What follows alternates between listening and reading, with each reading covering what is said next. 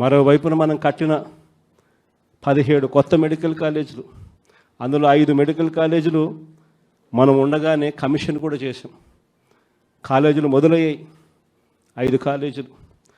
మిగిలిన కాలేజీలు war footing basis మీద పనులు జరుగుతూ ఉన్నాయి. ఈ పెద్ద మనిషి ముఖ్యమంత్రి అయ్యాడు, కాలేజీలు కట్టాల్సింది పోయి అమ్ముతానని చెప్పి ఈ మనిషి తయారయ్యాడు. పేదవాడికి మెడికల్ కాలేజీలు అందుబాటులో లేకపోతే ఆ డిస్ట్రిక్ట్ హెడ్ క్వార్టర్స్లో ఎప్పుడైనా ఒక మెడికల్ కాలేజ్ అందుబాటులో ఉంటే దాని అర్థం ఒక మల్టీ స్పెషాలిటీ హాస్పిటల్ అందుబాటులో ఉంది అని నిదర్శనం. ఆ హాస్పిటల్స్లో ఆ కాలేజీలు అక్కడ ఉంటే అసిస్టెంట్ ప్రొఫెసర్లు అందుబాటులో ఉంటారు. ఆ కాలేజీలో పనిచేసే స్టాఫ్, పోస్ట్ గ్రాడ్యుయేట్ స్టూడెంట్స్ వీళ్ళంతా కూడా అందుబాటులో ఉండే ఒక మల్టీ స్పెషాలిటీ హాస్పిటల్ ఆ డిస్ట్రిక్ట్లో పేదలకు అందుబాటులో ఉంటుంది. ఎప్పుడైతే ఈ మెడికల్ కాలేజ్ అక్కడ అందుబాటులో ఉంటుందో, గవర్నమెంట్ మెడికల్ కాలేజ్ అందుబాటులో ఉంటుందో, అప్పుడు ప్రైవేట్ రంగంలో ఉన్న ఏ హాస్పిటల్ కూడా పేదవాడిని ఎక్స్ప్లాయిట్ చేయని పరిస్థితిలోకి వస్తాడు. ఎందుకనంటే ఎక్స్ప్లాయిట్ చేసే పరిస్థితి అంటే అక్కడే గవర్నమెంట్ హాస్పిటల్ ఉంది కదా, మెడికల్ కాలేజ్, ఆటికి పోతామని చెప్పి చెప్తారు ఎవరైనా కూడా. ఆ పరిస్థితి నుంచి నాశనం చేసి కాలేజీలు అమ్మడానికి సిద్ధపడ్డాడు. మన ప్రభుత్వ హయాంలో గతంలో ఎప్పుడు జరగని విధంగా, రాష్ట్ర చరిత్రలో ఎప్పుడు చూడని విధంగా మనం కొత్తగా గవర్నమెంట్ రంగంలో 3 పోర్టులు ఏకంగా కట్టడానికి శ్రీకారం చుట్టాం. ఇదే విశాఖపట్నం జిల్లాలో ప్రజలకు అందరికీ కూడా బాగా తెలుసు. మూలపేట శ్రీకాకుళం జిల్లాలో పోర్టు. గతంలో ఎప్పుడు ఊహించని విధంగా శ్రీకాకుళం జిల్లాకు అభివృద్ధి బాట నడిపించే ఒక గొప్ప అడుగు ఆ పోర్టు.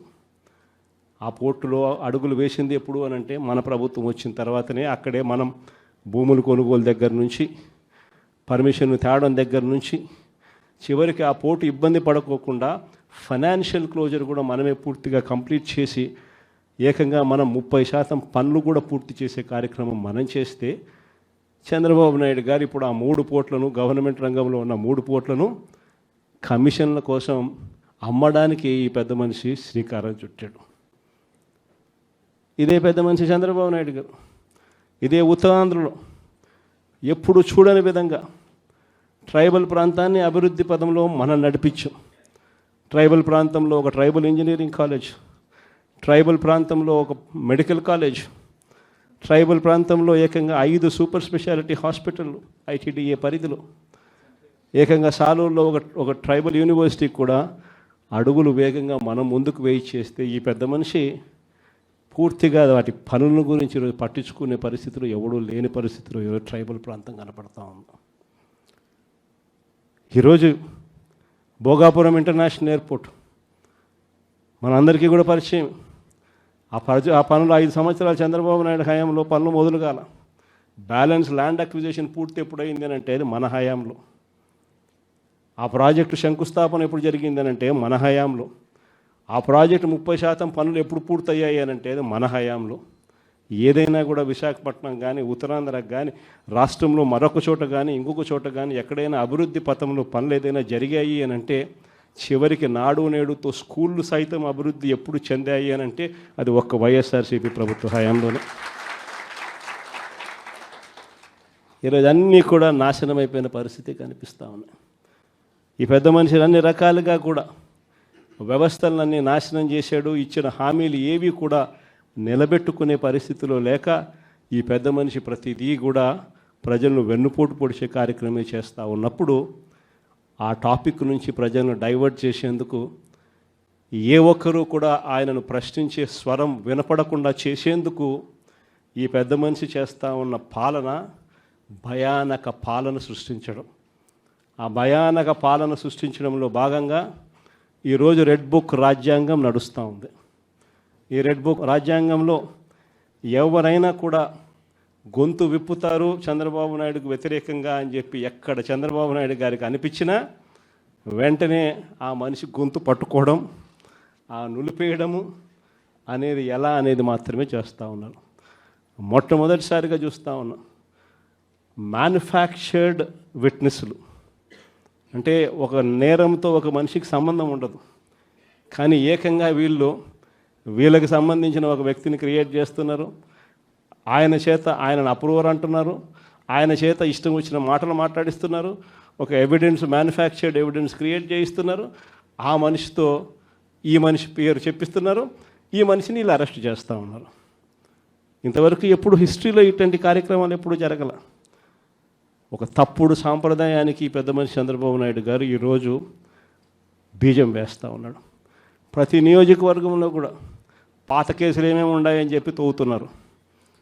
ఆయన పాత కేసులలో ఇప్పుడు మన ఎమ్మెల్యే క్యాండిడేట్లను ఎలా ఇరికించాలి అని చెప్పి, ఆ కేసుల్లో ఎలా ఇరికించాలి అని చెప్పి ఇప్పుడు చూస్తూ ఉన్నారు. ఏ తప్పు జరగకపోయినా కూడా యాక్టివ్గా ఎవడైనా కార్పొరేటర్ ఉన్నా, ఎవడైనా ఎంపీటీసీ ఉన్నా, ఎవడైనా జెడ్పీటీసీ ఉన్నా, లేకపోతే ఎవరైనా లీడర్ ఉన్నా సరే విజిలెన్స్లో ఎలా ఇరికించాలా, తప్పుడు కేసు ఎలా పెట్టించాలా అనే సంస్కృతితోనే ఈరోజు పాలన సాగుతూ ఉంది. నేను ఒకటి చెప్తా ఉన్నా, ఈరోజు కష్టంలో ఉన్న వైఎస్ఆర్సీపీ అన్నదమ్ములను నేను ఈరోజు చూస్తూ ఉన్నా. నేను మీ అందరికీ ఒకటే చెప్తా ఉన్నా, మీ అన్నగా, మీ తమ్ముడిగా, మీ బిడ్డగా ఒకటి చెప్తా ఉన్నా. నెక్స్ట్ వచ్చే జగన్ 2.0లో పరిస్థితి ఈ మాదిరిగా ఉండదు. ఈరోజు ప్రతి కార్యకర్త కష్టాన్ని చూస్తూ ఉన్నా కాబట్టి చెప్తా ఉన్నా. ఇంతకుముందు మన హయాంలో మనం వచ్చే టయానికే కోవిడ్ మహమ్మారి మధ్యలో 2019 జూన్లో మనం ప్రమాణ స్వీకారం చేశాం. ఆ తర్వాత ఆ మార్చిలోనే ముగియక మునిపే, ఒక సంవత్సరం కూడా సరిగ్గా ముగియక మునిపే 2020 మార్చి వచ్చేసరికి వెంటనే కోవిడ్ వచ్చింది. ఆ తర్వాత 2 సంవత్సరాలు కోవిడ్తో మనం యుద్ధం చేయాల్సిన పరిస్థితుల మధ్య మన పాలన సాగింది. బహుశా కార్యకర్తలకు అనుకున్న మేరకు బహుశా నేను చేయలేకపోయి ఉండొచ్చు. కానీ ఇవాళ ఒకటే చెప్తా ఉన్నా, ఈరోజు ఈ కష్టాన్ని చూసిన వ్యక్తిగా చెప్తా ఉన్నా, రేపొద్దున ఇలా ఉండదు. రేపొద్దున జరిగే ప్రతి విషయంలోనూ వైఎస్ఆర్సీపీకి కార్యకర్తే నెంబర్ 1గా ఉంటాడని మాత్రం ఖచ్చితంగా చెప్తా ఉన్నా. ప్రతి కార్యకర్తకు నేను ఒకటే చెప్తా ఉన్నా, ఎవడెవడైతే మీకు అన్యాయం చేశాడో పర్వాలా, అన్యాయం చేయండి, చేయించుకుంటాం, టైం మీది, కానియండి, కొట్టండి అని చెప్పండి. ఆడు ఎవడు ఏం చేస్తా ఉన్నాడో పేరు రాసుకోండి. రెడ్ బుక్ అని నేను చెప్పను, కానీ పేరైతే రాసుకోండి. మీరు ఏ బుక్లో రాసుకున్నా పర్వాలా, పేరైతే మీరు రాసుకోండి. దాని తర్వాత మాత్రం అన్యాయం చేసినోనికి సినిమా మాత్రం మనం చూపిస్తామని చెప్తాను. ఆ మనిషి రిటైర్డ్ అయి ఉన్నా కూడా లాక్కొని వస్తా, ఆ మనిషి దేశం విడిచిపెట్టిపోయినా లాక్కొని వస్తా.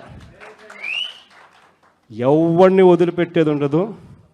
ఒక్కొక్కడికి మాత్రం సినిమా మాత్రం ఎలా చూపించానో అలా చూపిస్తామని మాత్రం చెప్తాను. ఖచ్చితంగా ఏదైతే నాటుతున్నారో, ఏదైతే ఇత్తుతున్నారో, ఇది రెండింతలు వీళ్ళకు పండే కార్యక్రమం కూడా జరుగుతుందని మాత్రం ప్రతి కార్యకర్తకు గట్టిగా చెప్పండి. ఎందుకనంటే ఈరోజు రాష్ట్ర వ్యాప్తంగా ఇదే జరుగుతూ ఉంది. ఒక్కొక్కని కథ వింటూ ఉంటే నిజంగా మనసుకు బాధ కలుగుతుంది. ఆ బాధ ఎలాంటి బాధ అంటే చెప్పలేం.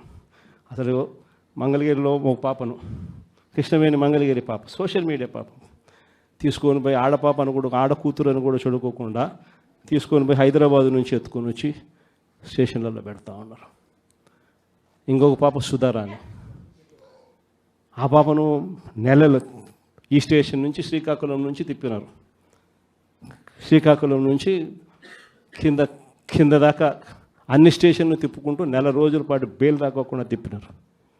ఆడవాళ్ళను, ఆడకూతుర్లను కూడా చూడుకోకుండా, కేవలం వీళ్ళకి వ్యతిరేకంగా పోస్ట్ పెట్టిందని.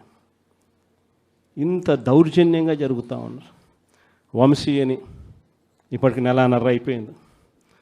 ఒక కేసులో బెయిల్ వస్తుంది, బెయిల్ వచ్చిన వెంటనే ఇంకొక కేసు, మళ్ళీ ఆ కేసులో బెయిల్ వస్తుంది, బెయిల్ వచ్చిన వెంటనే మళ్ళీ ఇంకొక కేసు. ఇప్పటికి 11 కేసులు. ఒక కేసు అయిపోయినాక ఒక కేసు, ఒక కేసు అయిపోయినాక ఒక కేసు. 2 నెలలు దాదాపుగా వంశీ ఈరోజు జైల్లోనే కనపడతా ఉన్నాడు. ఇంకొక దళితుడు, ఎక్స్-ఎంపీ నందిగాం సురేష్, పాపం 1.5 రోజులు పాపం జైల్లో పెట్టారు. బెయిల్ రాకుండా అడ్డుకుంటూ జైల్లో పెట్టారు. మళ్ళా చివరకు కోర్టుల ద్వారా ఎంతో కష్టపడితే బెయిల్ వచ్చింది. వచ్చిన తర్వాత మళ్ళా 3 నెలలు 4 నెలలు తిరగక మునిపి మళ్ళీ ఈరోజు నిన్న మళ్ళా కేసు. వాళ్ళ ఇంటి దగ్గరికి ఒక వ్యక్తి వచ్చి దళితుడని కూడా చూడుకోకుండా ఆ మనిషిని ఈయనే తిడతాడు. ఎందుకు నన్ను తిడుతున్నావు అని చెప్పి ఈయన ప్రశ్నిస్తే ఈయన మీద కేసు పెట్టి జైల్లో పెడతా ఉన్న పరిస్థితి మొట్టమొదటిసారిగా ఇప్పుడు చూస్తూ ఉన్నాం. అది ఈరోజు ఇంత దారుణంగా ఈరోజు జరుగుతూ ఉంది. ఇలాంటి పాలన చూసిన తర్వాత చెప్తా ఉన్నా, ఆ బాధలో నుంచి చెప్తా ఉన్నా, ఏదైతే మీరు ఎత్తుతా ఉన్నారో తప్పుడు సాంప్రదాయాన్ని నాటుతూ ఉన్నారు, తప్పుడు సాంప్రదాయాన్ని మీరు చాటుతూ ఉన్నారు. ఈ సాంప్రదాయం ఒక వృక్షం అవుతుంది. మీరు ఏదైతే ఇచ్చారో అది 2 ఇంతలు వెనక్కి తిరిగి మిమ్మల్ని తన్నే పరిస్థితిలోకి ఈ వ్యవస్థ తయారవుతుంది. ఇలాంటి పరిస్థితుల మధ్య ఈరోజు మనం అంతా కూడా ఏకమై ఒకటి చెప్తా ఉన్నాం, రాబోయే రోజుల్లో గట్టిగా పోరాటం చేద్దాం. సంవత్సరం అయిపోయింది కళ్ళు మూసుకొని కళ్ళు తెరిచేసరికి. ఇక కళ్ళు మూసుకొని కళ్ళు తెరిచేసరికి మరో 3 సంవత్సరాలు కూడా అయిపోతే దాని తర్వాత మాత్రం వచ్చేది మన ప్రభుత్వమే. మంచి రోజులు ఖచ్చితంగా మనకే వస్తాయి. ఒక చీకటి అయిపోయిన తర్వాత ఒక పగలు రాక తప్పదు అన్నది ప్రతి ఒక్కరూ గుర్తుపెట్టుకోమని ఈ సందర్భంగా కోరుతాను.